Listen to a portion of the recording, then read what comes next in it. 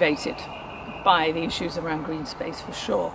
But also when you start looking at other things, I spoke to people about the carer situation, for instance, and the kinds of contracts that the council have with caring, I'm using that term loosely, caring businesses, because they are a business. And so then you end up with carers who have so many clients to visit, it's impossible, and they're not given travel time. And then you have people who need to be cared for, the most vulnerable in our society, are basically lucky if a carer can come in, make sure they're still alive, say hello and goodbye. Some of their visits are 3 minutes. So looking at how that contract is put in place and how that contract is allowed to continue like that when it isn't delivering the service that it's paid to do.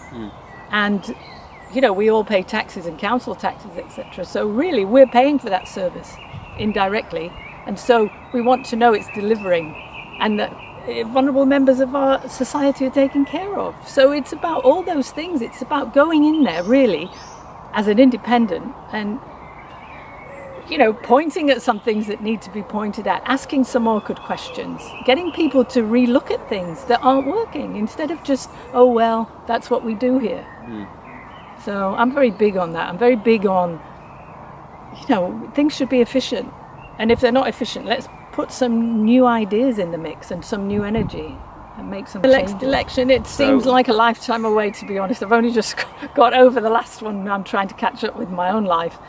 I think probably we'll continue working with Bellway to try and mitigate the impact on our community, and then we'll move straight into Swinton Park Golf Course because that's going to impact us immensely. It's just right there behind those trees.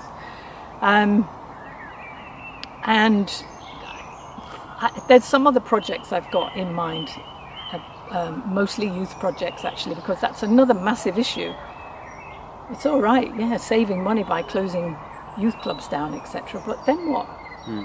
It's not. It's a false economy, because then you have to pay for all the problems that are exacerbated by people not having places to go, no support. You know, you've got the homeless.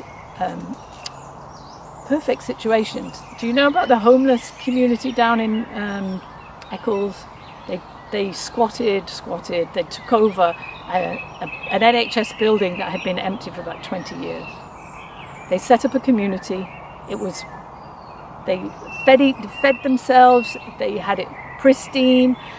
Between the time that they squatted that and they got evicted last month, they got jobs, they got homes, they came off substance abuse, they turned their lives around because they could because they're a safe place to be.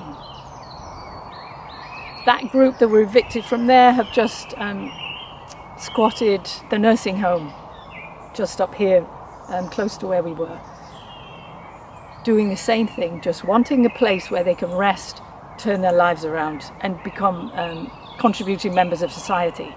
And Trafford Housing, whatever they're called now, are evicting them.